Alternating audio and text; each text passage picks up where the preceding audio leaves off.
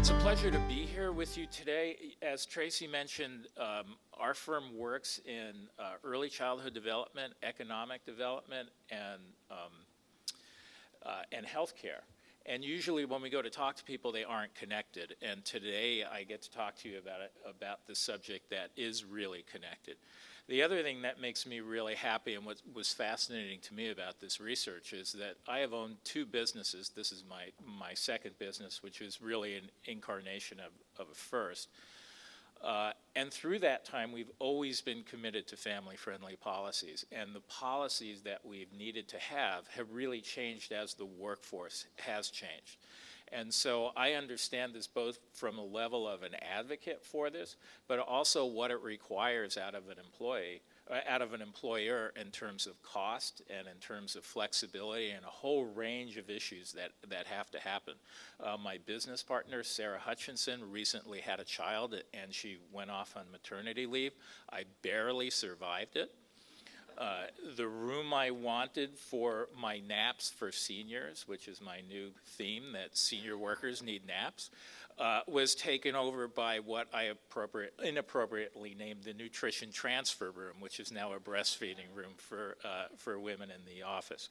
So let's talk a little bit about the research that we did. And what we wanted to do is to really find out what were the prevailing family-friendly policies in North Carolina, and how were people seeing them. So what we wanted to do is go to a wide range of businesses and see exactly what they were offering, what they hoped to offer, and the value that they thought they got out of it, along with what employees felt were the benefit and the value of doing that. And really the results are fascinating.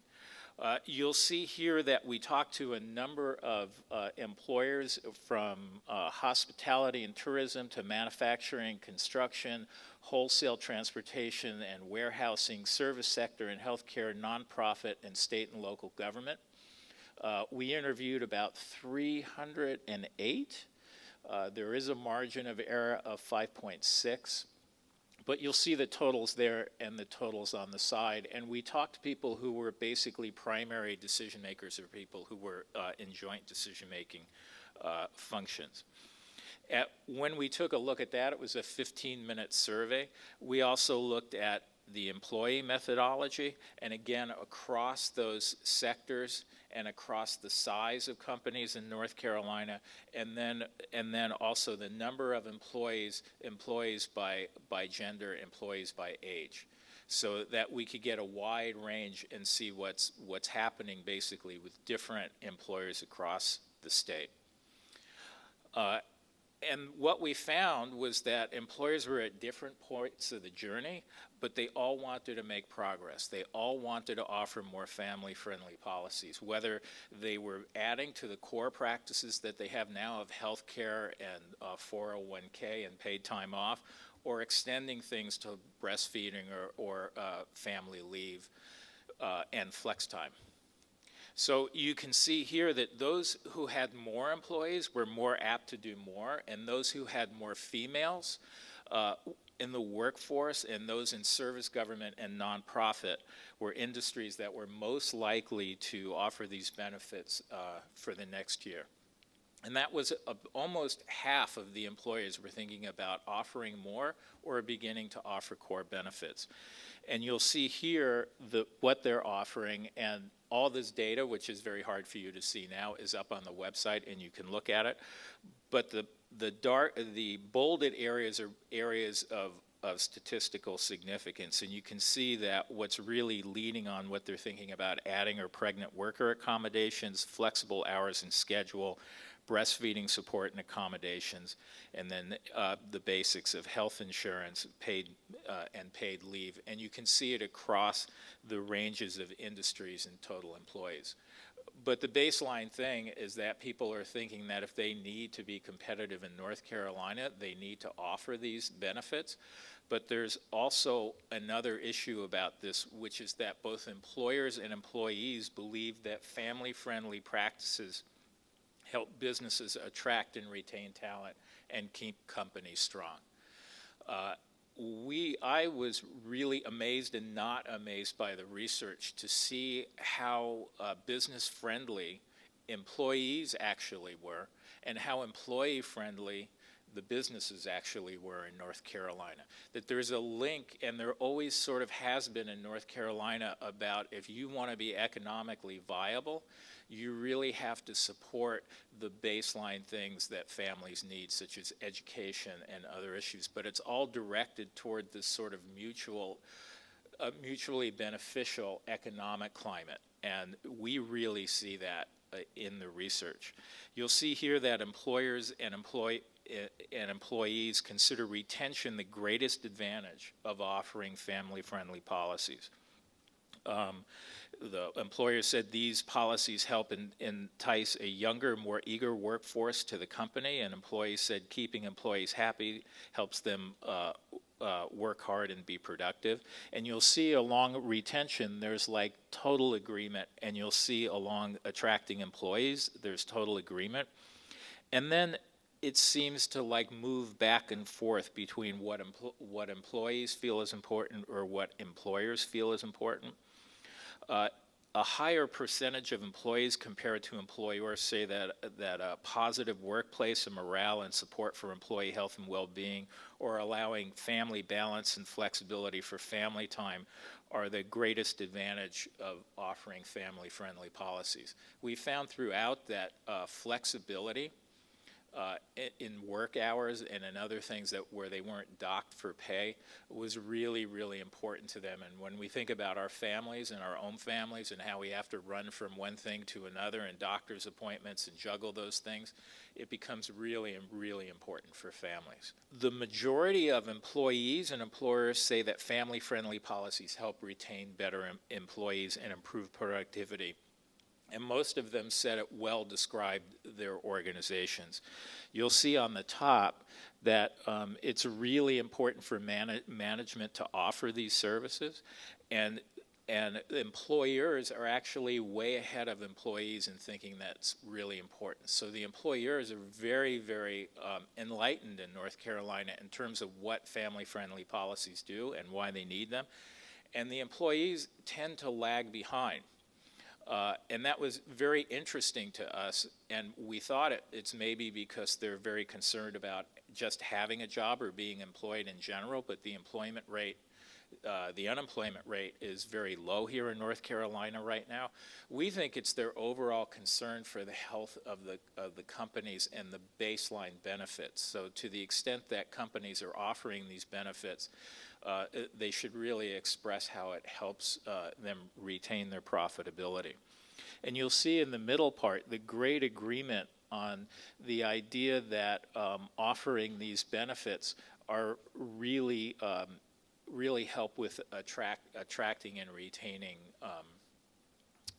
workforce.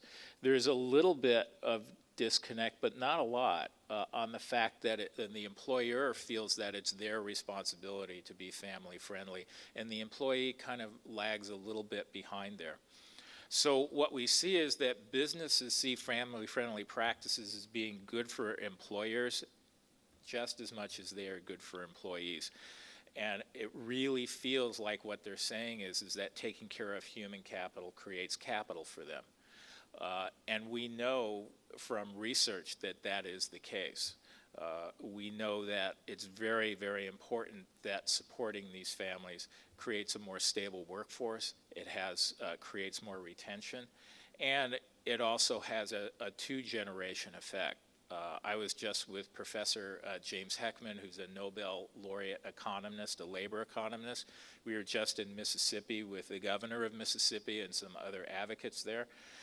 And one of the things he always says is that the family is the greatest generator of skills and abilities in their children, that we have schools and we have other supports around them, but it's really the family and the idea that the family is there, being able to have discussions, being able to get to health events and personal events, having dinner at the table, having simple conversations. That's what creates the future workforce. And that doesn't happen when parents don't have enough time to be with their kids. the majority of employers, particularly large ones, really see these family-friendly policies as having an impact that goes beyond their organization. And employees really feel that these policies and practices really help their own families. They have a very immediate view of what it does for them. African American employees are particularly supportive of these policies. And really, employees who are in larger organizations feel that way as well. Employers and employees, they really agree that their organization has a positive outlook on family-friendly policies. They appreciate it, and that the similarity is really that they both tend to be more positive of their organizations when they offer these benefits. Employees tend to be a little less, just a little bit less positive about it, but employers are very much positive about what they have to offer, and they're very proud of it. So employees, what is this this hesitancy? It's not really a hesitancy, but what is this concern of theirs about family-friendly policies? And what they really want to do is they really want to hold on to their core benefits, and this is a remnant coming out of the previous economy and the economic crash and the recession of before. They really appreciate salaries and traditional benefits, 401k, paid time off, vacation time, and health benefits, but they really do welcome these family-friendly policies. And in fact, they look for them when they go to change jobs and when they go to look for jobs. So what you'll see here is that employees agree that family-friendly policies make the workforce more welcoming, but they're also concerned about other aspects of their jobs. And this is a really fascinating slide in the sense that what you see here is what's important to people meeting what matters. And what we know in research and cultural research is we go out and we ask people what's important to them, and they give us a list of things that are very important. And then when they go to make a decision, their decision-making process is based on what matters at the moment. And what matters happens to be the trade-off in things that they value. So, for example, in early childhood education, you will have people voluntarily say that a highly developmental program that meets a child where they are, that's very personalized, is the program they want for their child, but they don't necessarily choose that program for their child because it may cost too much, or because they have to drive across town and it adds an hour and a half to their total overall commute, and they can't spend time with other kids. So what you're seeing here is that they're all saying, 88% are saying that they welcome these family-friendly policies, but 77% say I'm more concerned about other aspects of employment, such as hourly wage, job duties, promotional opportunities, etc. It doesn't say that they're not into family-friendly policies. It says that they're looking at building their overall career, and these policies fit into their overall career decision. In fact, 51% say they'd switch jobs if another employer offered better family-friendly policies and benefits. And then there is very little disagreement here. Only 35% say that, only 35% say that they don't think employers should offer it because they wouldn't use it. There's a lot of people who say, well, I'm not going to use these benefits. I would rather have the money go into something that all the employees can use, which is higher wages or bigger contributions to 401k. About 35% say, well, I would actively seek out and seek another job for these benefits. About only 37% say that they wouldn't take advantage of these benefits. So you can see that they really want them, and it's that something extra in the competitive marketplace. Almost everybody has a limited definition of what family-friendly practices are. As advocates, we tend to go in and say it's the whole gamut, all the way down to helping parents save for childcare, but other people have other definitions of this, and the focus really on family-friendly policies right now are healthcare, paid time off, and retirement savings, that's seen as the core. And you'll see the top-of-mind awareness here is really centered around that, and you'll also see how employers are so much more enlightened, really, about the range of benefits. And part of this is that we ask people who are experts in benefits, but they can really identify a whole set of benefits. When you look at employees, they really focus on health insurance and paid time off and dental insurance and retirement savings. And then it drops off because they know what they know. And they ask for what other people tell them they can ask for or what is offered to them. In my personal company, we have, if you've ever sat through when you've changed insurance or health insurance or insurance benefits, how little your employees actually know and how they're not really equipped to make a lot of decisions or to see what kinds of decisions you're making for them in the selection of those benefits. Some benefits that are very beneficial to them, they think are not beneficial to them. So people have different definitions, and especially employees, and you really have to educate them in terms of their value to them, to others, and then to the overall company. There is a way to deepen these family-friendly policies and practices, and that's to do it where employees and employers come together in a sense of consensus. And that's really around paid time off and flexible spending, both of which are practices that reach everyone.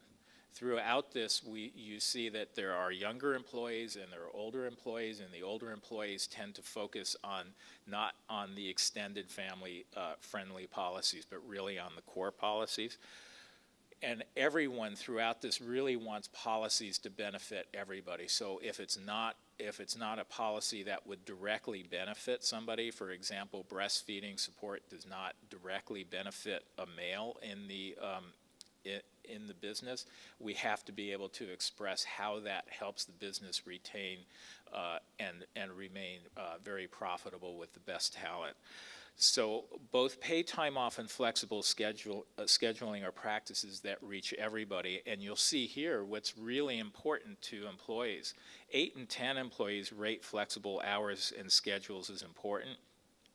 And employees are more likely than employers to view all of these practices as important.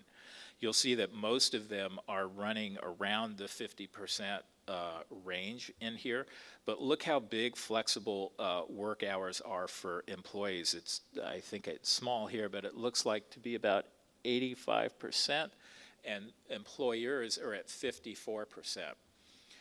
What employees are saying is that they really need that flexibility without getting docked for pay. In a lot of the industries that we looked at, this is the industries that are most inclined to do this are service and government and nonprofit, and large corporations that have a lot of women and families and younger employees are willing to do this. It gets harder in construction and manufacturing where you have more set schedules and you don't have that kind of flexibility. But you look at paid maternity leave, employees and employers are fairly close on that. And that's the other place to start. Breastfeeding support and accommodations, they're both really close, and that's a no-brainer. Paid paternity leave for fathers may be a bit much when we're fighting with paid maternity leave, but you can see that it's still very important at 58%, and it's really an indication of where the family is these days with 2 earners and 2 people working and people sharing duties. And then subsidized childcare, you can just see the employees at 55%.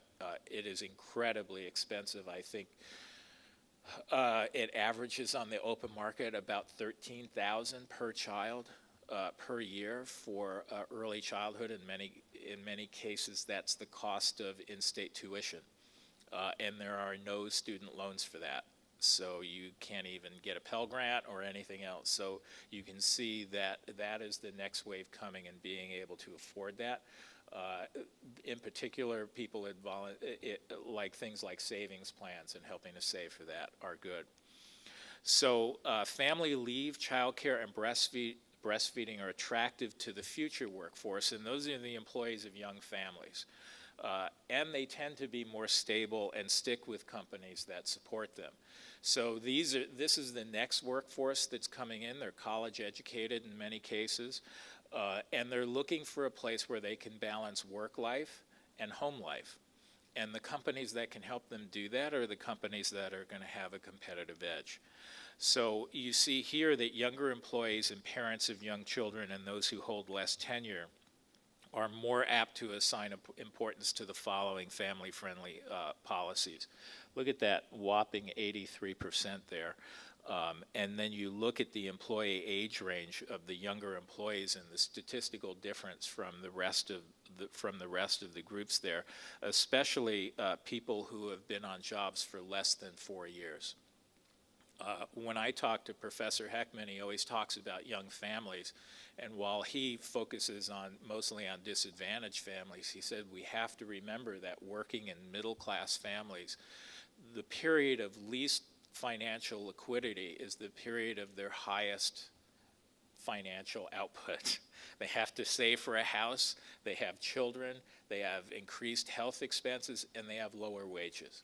So to the extent in which these family-friendly policies and practices can benefit that is the extent to which you're really going to attract these employees and keep them here. So when you're going to implement these practices, if you're directing them towards reaching the fewer and the young, you have to make it clear that all employees are benefiting because you're attracting and retaining the best talent. And you're also attracting and retaining these stable, family-oriented and younger employees who are going to help companies grow. So, and it's really important, the researcher who we worked on this with, John DeWitt, has years and years of experience with businesses and commercial marketing. And he said, you have to remember it's really that family. The person who has a family who really is going to put down roots is going to stay in one place and want to be with a company. So employers and employees agree that the cost of practices and need among employees can be common barriers to implementation. And this is really fascinating that they're both concerned about the cost of implementing it, but with employers at 71% and employees at 58%.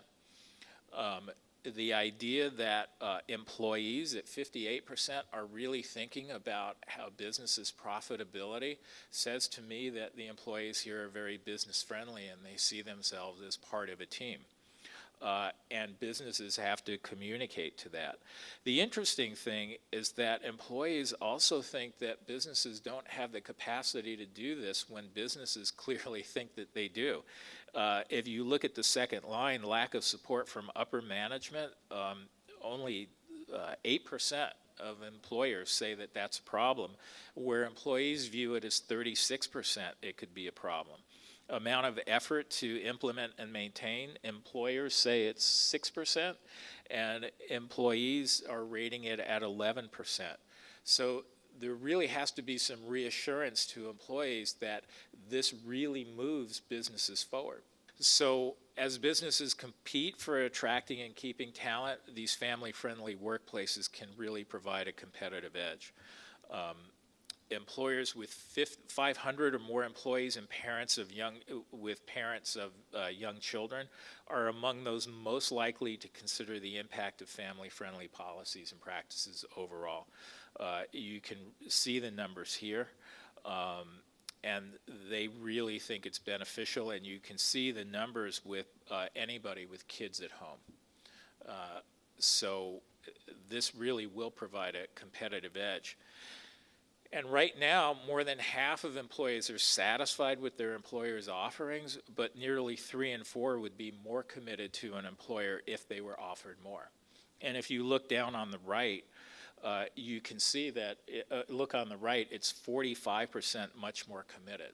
So when you really talk about retaining the best possible talent, that's a good edge in there. And then the much more committed and more likely are those really who are just starting out. Income under 50K, have been on their job for less than 5 years, and it's really that younger family and the younger employee who you can bring into a company and shepherd their career and also provide them the benefits to help them shepherd their families forward.